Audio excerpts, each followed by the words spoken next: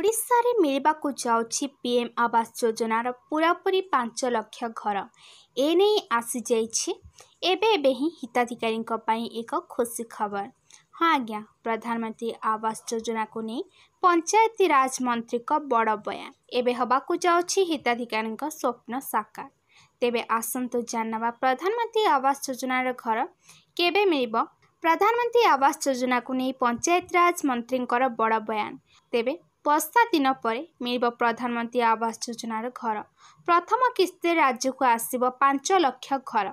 चिठा प्राय प्रस्तुत हो सारी। घरे बापा एवं 2 पुओ थिले जदि से माने अलगा रहुथिबे तांकु मध्य घर देबाको योजना करुछंती सरकार। मंत्री को सूचना अनुसार भारतीय जनता पार्टी तार संकल्प पत्र 15 लाख प्रधानमंत्री आवास योजना जोगाई देबाको उल्लेख करिथिला। ओडिशा रे एससीसी तालिका 1,20,000 रहिथिबा कहिसंती मंत्री। केंद्र तरफ प्रथम किस्ती राज्य को 5 लाख घर मिली। आगामी दिन में यही घर को योग्य हिताधिकारी को दिज्व।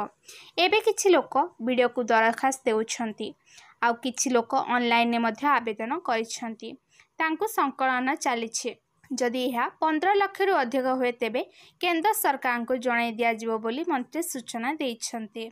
खूब शीघ्र आवास योजना माध्यम योग्य हिताधिकारी मानू मिल 5 लाख घर।